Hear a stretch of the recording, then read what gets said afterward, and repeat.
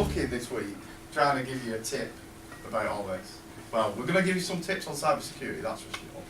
But with Skyrim, we've got the picture, don't know why. Doesn't even look like Lucy really, does it? But, you know. It's the nearest we can find. And we came up with a tip, but yeah, it's effectively, that's ours. It's going to be a donkey. Don't listen to us about any kind of horse racing tips. Listen to us about cybersecurity, but that's about it. I'm going to pass you over now, because obviously time's a little bit tight, to Alex. Alex will get his presentation up. Alex is from Dell, and I know his presentation is very informative. Hi everyone, nice to meet you, some of you I've met before. I'm Alex, I'm one of the SEs at Dell Sonical. A little bit about my background. So, good old fashioned techie.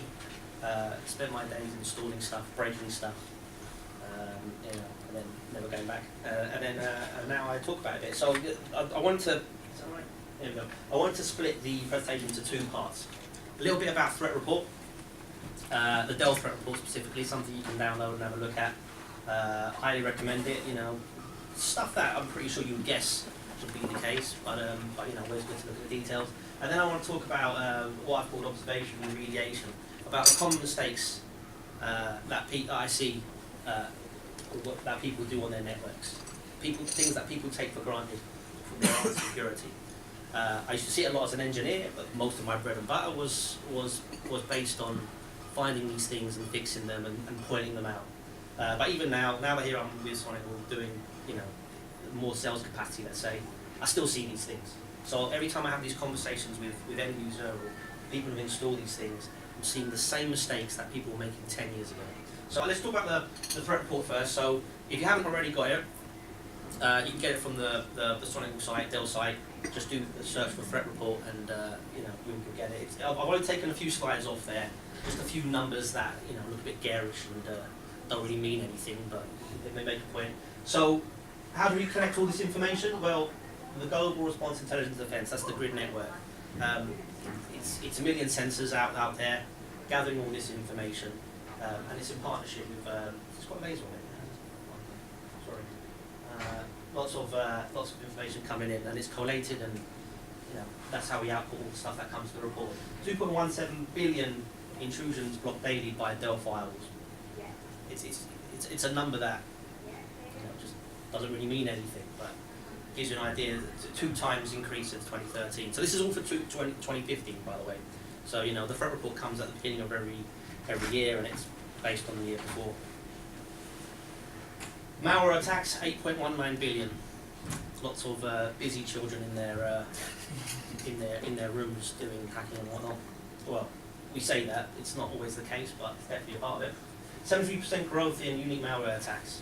So that just gives an idea that it's evolving, they're finding new ways to do this. And the top malware delivery methods, well, this again, the pretty obvious ones here is email, the website downloads, people clicking on links, text messaging, you know, we all get text messages saying Domino's Pizza, click here, virus. And then USB devices, that one's pretty, well, it's not a new thing, but the thing about the USB devices is it means there's a different challenge, because that infection, that danger is getting into your networks, not via your perimeter. Typically, we talk about security, you talk about firewalls, that sits on your perimeter. If you're stopping stuff coming in like that, once it gets in, then what do you do? Well, USB stick bypasses that. Your firewall's not going to stop a member of staff at the door, take a USB stick, scan it, and then give it back to them. If it does, it's pretty good technology, but yeah, we don't quite there yet. So what did we find last year? It's about evolving and how clever these people are getting with their tactics. So evasion techniques, the list of the attacks that we know from last year, a lot of this stuff we don't even hear about. We only hear about some of the glamorous ones. You know, there's the obvious one here I'm just going to point out is the old Ashley Madison there. We all know why that was in the news. So it's titillating. The rest of the stuff is just boring. There's I mentioned this. I keep mentioning this every time I do this presentation. There is a podcast that you can download. I can't remember the name. I'd have to look it up. But it's just about the hacks of the week. So it's a weekly podcast, and they talk about the different hacks that have happened. They talk about how they happened, what they did about it, and what it cost them. It's like a 2-hour podcast, and this is every week. It's US based. A guy based in the US, IT specialist, and it's incredible. You listen to this thing. Apart from being very boring, it's depressing. It's depressing about how many there are. This is just a small sample. If you just listen to one of those, it's pretty harrowing about how often it happens. This is probably the biggest thing that comes up in my day-to-day, what I see in the phone calls that I have with customers and when we visit customers, is about the increase in HTTPS. So, gone are the days when all your web traffic was good old-fashioned HTTP. There's a reason why it's HTTPS. It's useful. It means it's encrypted. It means that you can stop people from looking at your data. Makes it more secure. But the problem with that, if it's encrypted, it means that there can be a payload in there that will be a danger to you and your network. The analogy I used last time, which sort of worked, was a letter arriving at your door. In the good old days, when you had a stateful file, a letter would arrive at your door. It had the address on the front, a stamp, you had a return address on the back. You could pretty much glean what you wanted from that. If I take myself back when I was younger, had a lot more hair, you could work out what was going through the network just by looking at that. It had a port number, had an IP address. You use a bit of common sense, you could work out what was going on, but you could never see what was actually in that payload. So HTTPS means that if the analogy of that letter is the content in that letter you don't know, you just know where it's going to, where it's come from. HTTPS stops you from seeing what's inside that letter.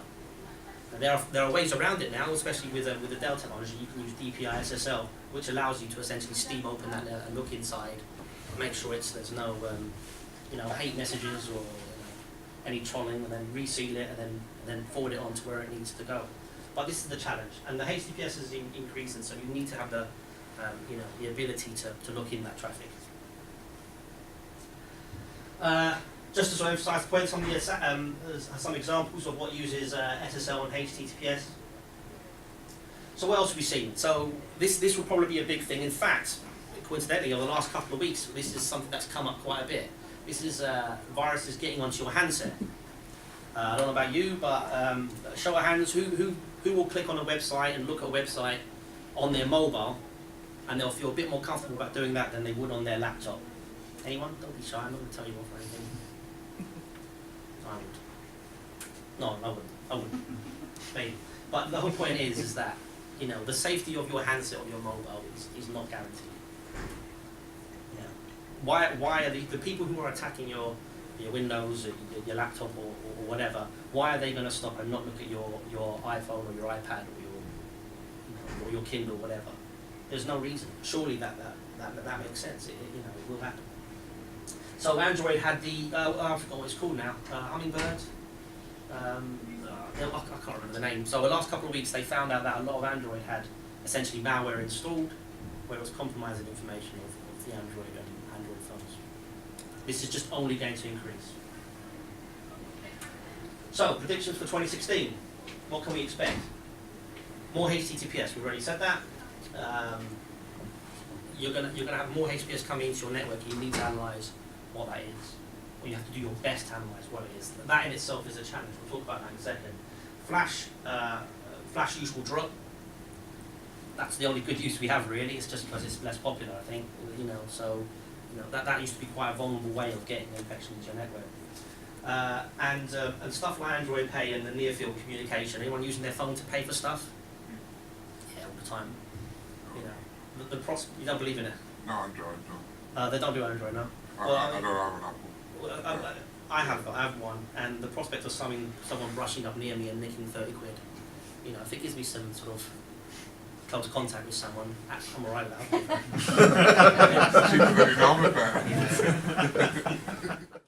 Okay, so let's talk about the stuff that I'm quite fond of, and these are the sort of challenges and things I see often. Now, for any techies in the audience, it feels like I'm stating the obvious, but I may be stating the obvious, I may be teaching how to suck eggs, but quite frankly, I'm still seeing it.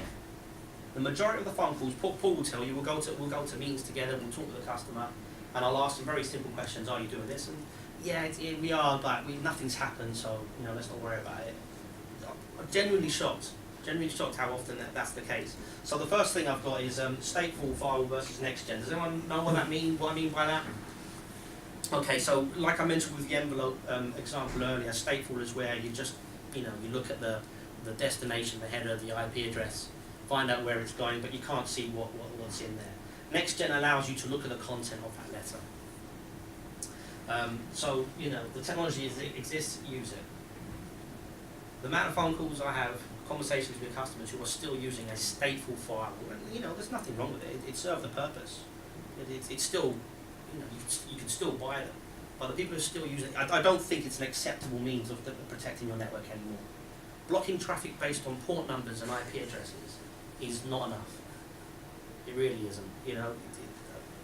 It's something that you have to move on from. You've got next-gen features. You can analyze that traffic so you can identify what the application is.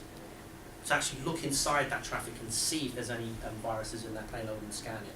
Don't just rely on your endpoint. I'm jumping ahead, that comes up in a bit. So stateful filing is no longer accepted. This is the speed. I put this a quote here because I get that from more than a few customers when I talk to them. If it isn't broken, don't fix it. One customer who I saw a few months ago now, large networks, it's sort of, the users were in the thousands, not in the hundreds. They said to me, well, we've not had an event yet, so we're probably okay. And then I said to them, well, if it's happened, you wouldn't know. And they took offense to that. And I had to apologize, and I had to sort of explain what I meant. Quite simply, if they were just looking at port numbers and not looking at malware and patterns of infections, there was no way for them to tell if data was disappearing from their network. So for their definition of having been compromised was if them discovering it. That's like a bank saying, I don't know, there's £1 million disappearing from my vault every day, but if we don't know about it, then fine that we haven't been broken into. Very naive. I used to do contract before I did Dell. I'd go to sites, I'd spend a few months on sites, just getting an outside eye, looking at their networks and seeing what's going on. There'll be some really good techies, really good teams, bright guys, but they'll just get complacent with what they're looking at. One place I turned up, it was a law firm, I took one look at their firewall, look at the config on the screen, and there was big alerts, front screen, big alerts. Oh, yeah, we saw that, but we didn't think it was anything. Turns out they had a server compromised that was open to the whole world. All they had was a stateful rule saying allow all traffic to it. So, I fixed that and kept my contract for a few months. So, it was alright for me, but, not for them. Application awareness. I was saying about how with stateful firewalls you can see by port numbers. In the old days, if you see port 80 running through your firewall, you say, oh, that's web traffic. That's fine. That's okay. Not anymore. A lot of things can run over port 80, a lot of things can run over port HTTPS. I'll give you a very good example. I mean, you've probably all seen the fuss of this new Pokemon Go nonsense.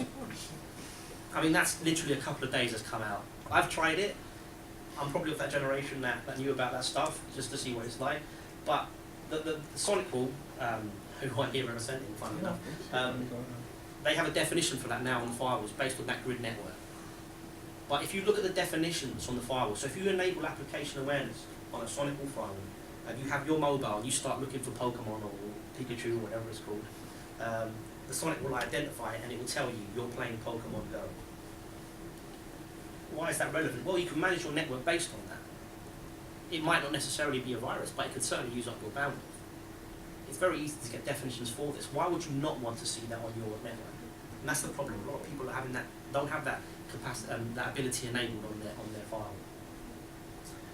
But the point about that is that those signatures for Pokemon Go, that runs on port 80 and 443.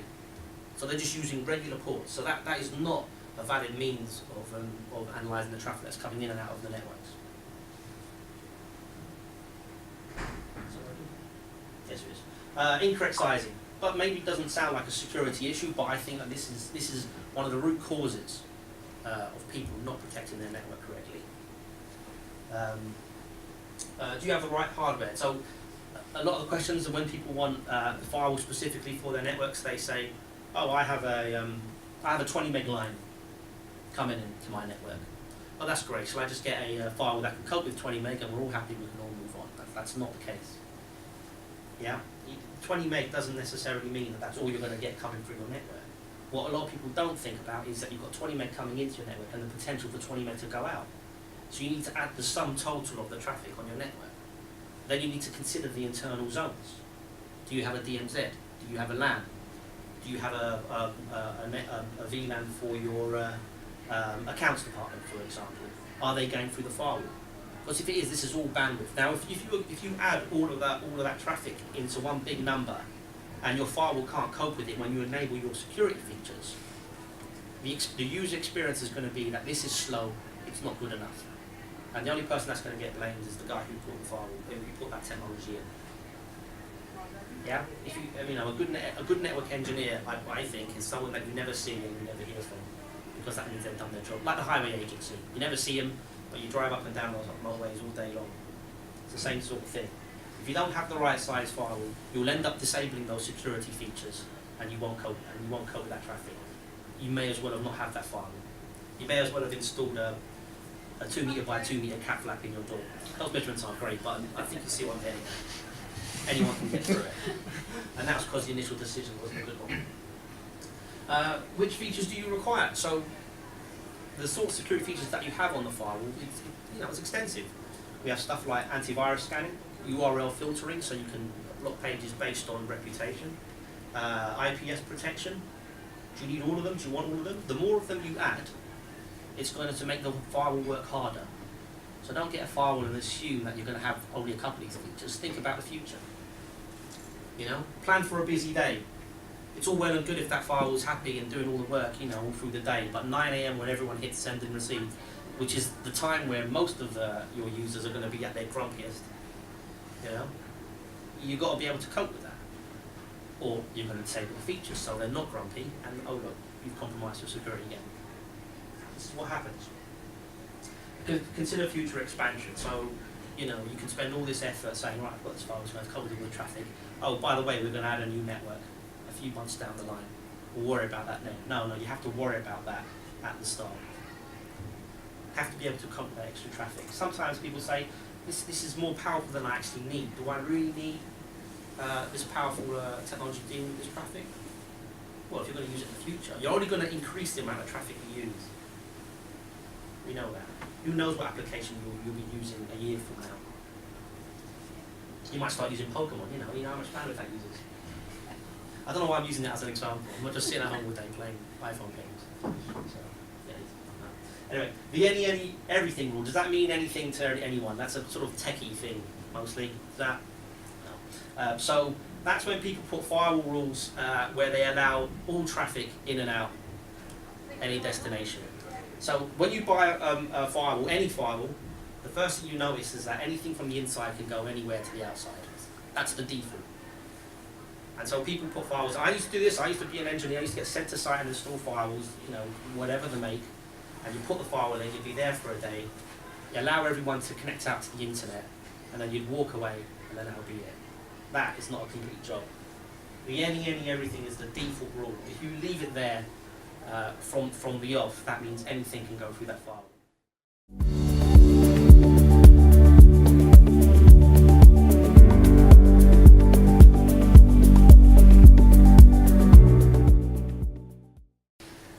This is a typical example. This means lots of things, but beware the wolf in sheep's clothing. It's very, very simple. A lot of these attacks are really just taking advantage of people, really just that split sense where, that second where you're just not thinking. You get an email from Barclays. In fact, I had one the other day on the iPhone. I was looking at it, I was like, and you think to yourself, perhaps the missus is logged on or something, and she's tried too many times to log on to Barclays, and you've been sent, you get this email, and it's exactly the same as you'd expect the email to be. It's been tailored to perfection. You can see even asking the right questions, you put the wrong security code and all these things. And I looked at it and thought, that's definitely. And the first thing I think is, I better ring the other off. Because if she's clicked on this link and logged in, they're going to empty my bank account. Yeah? And I'm in the security industry, so you can imagine I was like, I'm on the phone. Did you get an email from Barclays? Yeah. I'm like, oh no. You didn't click on the link, did you? She's like, no. But I did go onto the computer, go to Barclays website and log in. I'm like, oh, thank God for that. And it's typical because we've been sent one of these, like the two-factor authentication devices. Mm-hmm. They're actually made by Vasco. And you have to literally put your card in, put your PIN number in, and then get the code in order to log in. And I disabled it because he said it was getting, this is a pain, can you turn this off?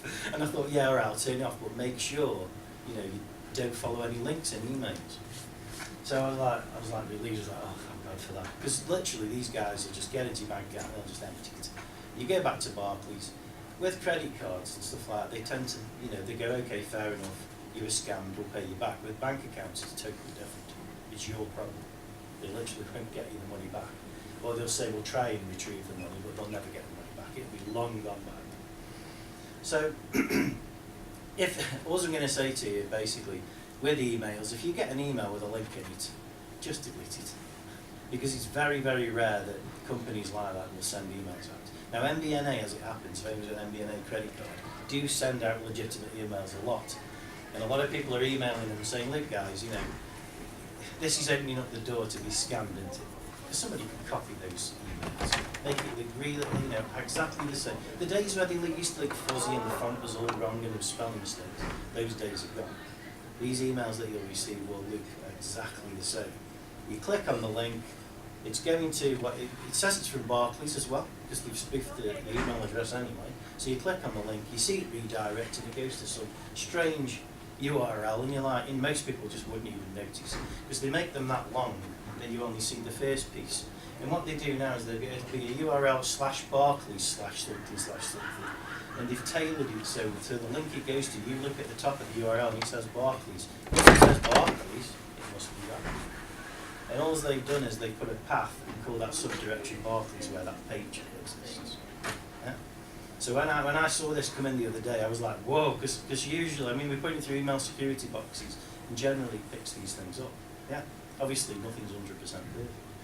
So I was quite terrified when I saw this. I thought, oh no, please tell me she hasn't done it, because I spotted it straight away. But it just shows how easy it is, and I'm in the industry, and I thought to myself, I looked at it already, I thought, well, even I questioned it, is this actually from Barclays? Because they don't normally send you emails. And then I thought, okay, I'll play them at their own game, I'll go through the process on my phone, as Alex said, on your phone now, I won't say where I was, and looked at it, clicked on the link, and I saw the URL, I thought, this is a scam, straight in the phone, yeah? But it's so simple. And you've got to remember, as you guys, obviously businesses with employees, these emails come in, and if one gets through the spam filter or whatever, and somebody sees it and it says targeted or spear phishing attack, and it's specifically for your industry, or someone's looked at your website and found out who the key people are, it's so easy to just click on it, and then that's when the fun starts. Yeah? You can spend thousands and thousands of pounds on security equipment, but everything's based on signatures. Yeah, if there isn't a signature for that particular threat, without that threat that's come through, there's potential to get hit or something. And stuff we don't know about we call 0 day. Everyone familiar with 0 day stuff? That's basically some kind of threat attack, malware there's no signature for it. Yeah. And there's lots of websites you can go to and upload these files, and it'll say on the first day none of them will get it, day 2 some will get it, third day, etc. But at the end of the day, the trick is to just be a bit more savvy yourself, and and make sure you don't get tricked by these things, because they're getting extremely clever at this stuff now. And a lot of it is just plain old scam. Now, Alex talked a bit about this stuff. Now, stateful package inspection was actually invented by, I hate to say, Checkpoint. I'm sure some of you have heard of that firewall. They started the whole thing in 1994. I was involved in 1994 with IBM, and IBM had something called the e-commerce firewall, and it was actually a rebadge of Checkpoint. In 1994, this was the fantastic technology, and basically what it did is it controlled packets. It didn't let traffic in, but traffic could go out, and if it can go out, it can get a reply. Yeah, and that was absolutely great in the early days. The Israeli military actually developed the code, and then these guys left and actually built the company called Checkpoint from that, and it worked extremely well.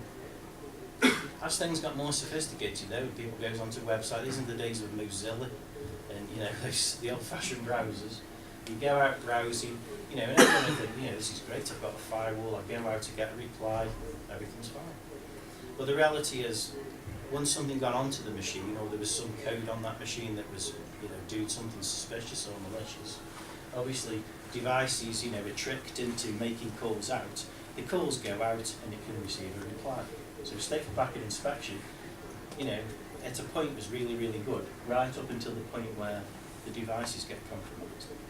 And a lot of the threats now are all about, you know, get the code in by whatever means, phishing links or whatever, and once that code's in, yeah, you can call it the device is tricked, the person's tricked on clicking something, whatever.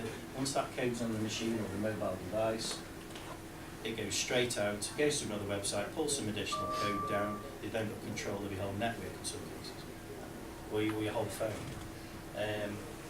As Alex said with Android phones, you know, you go to these different stores, you can download whatever you want from Play stores or whatever. You know, any of these things contain rootkit viruses, even if you do updates or whatever, the phone's compromised then. With iOS, obviously, it's a bit more difficult. Someone's got to get code into the App Store, get that app approved, and then it's released, and then, you know, it gets undetected. It's a lot more difficult. It has happened. Yeah, it's happening. It's Big happening. X code was compromised, yeah? Hmm. So the actual code, someone was, again, they were conning someone into downloading a version of Xcode that had been compromised. So they were then building code that was actually then inserting their own code in the background. And when it went through the checks, obviously there's a machine check, not just a human being looking at the code. You know, these things, it did get picked up eventually because they saw there was strange malicious activity going on. But it just shows it's much more difficult to do that. But with Android, I mean, I've got both phones. I'm not just an Apple fan, I've got an Android as well. And for the reason that I can compare how good both are with each other. And, you know, I think as long as you're sensible with these, you're okay. Yeah? But there's a bit more protection with iOS. So stateful packet inspection, like you say, 1994. You know, that's in cyber, in the tech industry, 1994 is like going back to when Moses was around, yeah? Let's face it, every couple of years, you know, things just move on and on. You know, the rate in which, you know, how rapid things are changing is just incredible with technology. So 1994, it's old-fashioned technology. So when we talk about deep packet inspection or unified threat management, I mean, unified threat management, no one really knows what it means. Yeah. You say, well, what does that mean? Because everyone goes UTM firewall. Well, what is that really giving you? And in a lot of cases, it means you've got to buy a few subscriptions. There's stuff that's got to be turned on in order to get that additional functionality. Yeah? So remember, you've got the deep packet inspection. We can look inside the packets. Now, at the end of the day, SonicWall is extremely good at that because they can scan the packets, any size file, you know, in real time. They're checking it, whether it's coming from the wireless, from the LAN, inbound, whatever zone it's on. You know, we're going to look at those packets and look for viruses, intrusions, spyware. Yeah? And if we get a match for that packet, we can obviously reset it or do something with it, block it. Yeah? Also content filtering. I mean, content filtering now is like go to a website, it blocks Facebook. Yeah? A little bit more challenging these days now because of HTTPS. Yeah? The way in which you block a site with HTTPS is totally different with HTTP. Yeah? A lot of people think, oh, it's just an S, so you're just looking for the S. And some filters work that way. But in reality, you know, even Google, when you do a search now, it's all HTTPS. Yeah? Once it's switched to HTTPS, you can't just look at the URL, you have to have another mechanism to do that. Yeah? So the DPI SSL gives you the capabilities to look inside the packets for threats, also look if the URL is still Facebook, but you're using HTTPS. Yeah? And you can imagine for schools, you know, you're going to have lots of people going to all different sites. You turn on the HTTPS and, you know, you get an even bigger threat, potentially. People are going to go to all sorts of sites. Same with your employees. I mean, within another year, I would say probably 85-90% of the sites are going to be HTTPS. Yeah? So your standard content filtering that just blocks HTTP sites is just going to not be good enough anymore. Yeah? So you need to invest in something that will have the capability to block HTTPS as well.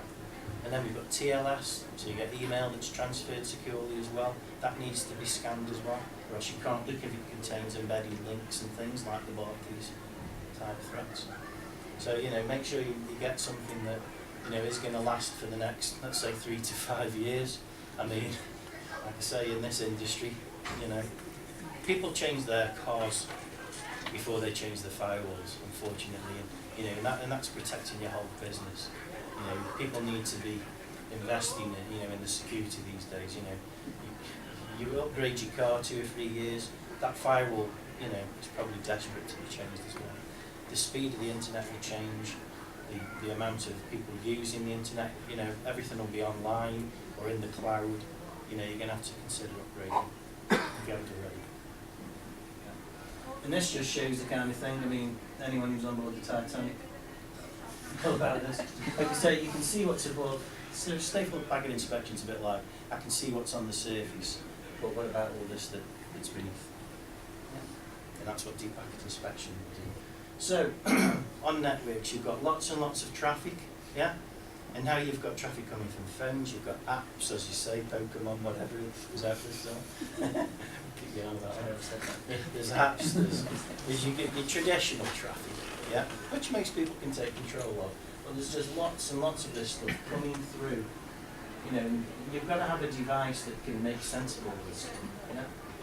So you'll have work stuff, you know, we do actually do stuff for work purposes, believe it or not just Pokemon. So you've got like SAP, you know, SAP, we're going to be a big user of SAP soon.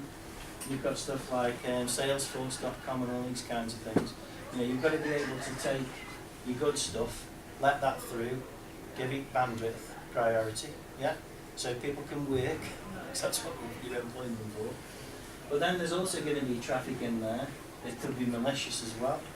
There could also be stuff that's just time wasting, you know, watching YouTube videos, Netflix, whatever people maybe do. BitTorrent traffic, people downloading stuff. It's going to have illegal content, copyright, whatever, yeah? We don't need to go anywhere into that. And so all this stuff can be coming through. What you need is a device that can take all of that, split it, yeah, and then you can put policies into say this should be blocked, this should be accelerated or bandwidth controlled, you know, this is okay, or maybe you just alert someone to this is being used like Spotify. This guy might be working away, especially in some kind of design house, they like to work away designing something but listen to music as well, or internet radio, that may work. But you need to make sure that you don't let that software eat away at all the bandwidth, because there's people on the network who need to work as well, yeah, with accounts and things. So you know, make sure you have a device that can identify, categorise it, and then you can obviously take control of it. Yeah, and that's really where we come in from with a UTM file. You know, be able to take control of your network, and obviously then we can visualise it and actually tell you what's going through the file. Yeah. We've got, the days have gone now with firewalls like Cisco's, where they're very good firewalls, but there's no visualization of anything unless you're a guru on the CLI, you know, and you're like looking at, you know, miles of logs. You're never really going to get anything. So, malware, we're all aware of that. Ransomware, anybody in it with ransomware? Or you know someone who has? It's because you got Sonic Wars. No. We know. I know someone who has. Yeah, I mean, like you say, crypto wall, Tesla wall, there's hundreds of these things. And all they do, they get onto your machine, they encrypt your data, and then they pop up at some point, some weight, and they go, hey, I'm sorry, you need to pay me some money. And they go to a network where you pay by Bitcoin, so it's untraceable and all those things. And in a lot of cases, people have had to pay the ransom because they haven't backed up. Yeah. And in some cases, that is the only answer, pay the ransom. And believe me, if you pay the ransom, you get your data back. Well, they've had your money. sometimes. Well, Some of them are buggy. and there's even dodgy ransomware people who Yeah. actually take your money to really stick the knife in. But the majority of them do actually, if you pay, you get your data back. Because they don't care, they've had it. So it's increasing in sophistication, and it's only going to get worse. They'll think of some way to con you into clicking on a link. Like I say, emails with links in. If you want to log on to Barclays or your credit card or whatever it may be, come out of email, don't click on any links, go to the website yourself. Never click on any links. In fact, you want to send an email to all your employees and say, do not click on any links in emails to anything like MBNA, Barclays, or anything that you think is real, because it probably isn't. Yeah? In fact, you could argue should we just strip all links out of emails. Yeah? And obviously there's ways to do that on some devices. Malware hidden, like I say, in many forms, USB sticks, coming in on emails is the most favourite, hidden inside Shockwave, Flash, Adobe stuff, whatever, it could be anywhere basically. More devices, there's even more risk. The thing that makes me laugh about bringing your own device Yeah, as we spent years and years, the only techies in the room will know this, but we spent years trying to stop people bringing their own device in and browsing the internet through the corporate network. Now it's like, well, it's 600 quid's worth of kit, you know, I don't want to shell out 600 quid for the employee, you can bring your own device. That's opened up lots of issues. Yeah? Literally, you know, everyone will have a mobile or an iPad, Android, tablet, whatever. You've got more traffic, more chance of risk of getting infected. More applications and vulnerabilities than ever before. Like I say, you've seen billions of attacks, not just, you know, thousands of attacks as was, billions of attacks. All packaged up in a way that you're just going to not know whether it's legit or not in a lot of cases. Never download anything from anywhere you don't know. Yes, you've got to trust Microsoft and Apple and all of these people to a point. You know, don't download anything from, you know, websites that you're not familiar with, or you don't know at least, you know, it's legitimate. You know, you can look at the URL and don't just glance at it, stare at it, and really look at it to see if it's right. Because you can spell Barclay slightly wrong, and you know, these people are really clever. Bandwidth needs, I mean, you can keep chucking money at more and more bandwidth, get 2 fibre lines, then get 3, then get 4. Yeah, but if you take control of your data, you know, and start putting some bandwidth management in, using UTM firewalls, at least you can make sure that you're utilising that bandwidth properly. Traffic on the surface, like I say, again, don't take anything for granted. Make sure, you know, when there's anything on your network or any slight change in traffic or change in behaviour of traffic, you know, make sure that you don't just take it for granted. You know, take the time to take a look at the log. So, somebody's on the PC, yeah, they visit a page, compromised a good site. Now, they could have done DNS, whatever, to get around that. You then inject some kind of exploit or some software, as you know, you can take advantage of some exploit within that software and the operating system itself. Always make sure you do updates and make an update antivirus. The malware then calls home, grabs even more malware, keyloggers and all sorts of other clever stuff. The malware then is obviously up and running on your PC. At that point then they've got control of your PC. Yeah? And that's when it starts. We can block most of that in most cases by URL filtering, so blocking going to any sites other than the ones we want. Intrusion prevention, again this is all to do with the UTM stuff. And cloud antivirus, botnet filtering, all of these things you can turn on. And obviously on top of that, we can do all this inside the HTTPS. I'll not harp on too long about the transfer thing, but effectively, what that does is, because it's not signature based, it's all about behavioural analysis of what's going on particular machines inside the network, based on every machine inside the network that's got the agent on there. So, more importantly, if there's a day zero threat out there that maybe won't get picked up by antivirus and things like that, this will alert you, because it will see the changes to the registry, it will see the changes to files, it will see that, and more importantly what it'll also do is it will auto remediate as well. So if a DLL or a particular part of the device gets damaged, say it's a Windows machine, well, traditionally, if you got an outbreak, you could spend weeks or months cleaning it up. I think some of us in this room have been there with that. It takes a long time. With this particular software, it uses dormant machines, so it will actually, for want of a better word, cure the infection and save you a lot of time and a lot of trouble. We feel it's a really good product. Not really sold in the UK at the moment, but we will be very, very shortly. And if anybody wants some more info on that, please let me know. Unlike these guys, I do kind of the opposite. I'm into offensive security. So what that means is I'm a penetration tester. So I'd like to talk to you about penetration testing just for a couple of minutes before you start eating as much as I'm eating the time. So what penetration testing is taking the techniques and the attacks that a bad guy would do, that would your firewalls would pick up, or anything that would attack your network, your websites, anything like that, and using them in a manner that is actually helpful. So rather than letting the bad guy do it, and that's when you find out that you're vulnerable. What you can do is actually have a good guy do it and tell you about it beforehand, so you know exactly where to fix things before letting things get a little bit problematic. Obviously, if anybody's interested in any kind of testing like that, you can come and see me. I'll talk to Rick as well. Exactly. And, so if anyone's got any questions or anything, yeah. And also at the back, Have a chat. there's the Northwest Cyber Security Cluster as well. Encourage everybody to have a look at that and speak to Leanne, Yeah, because she's getting, she wants to get more and more businesses involved in that as well. brilliant.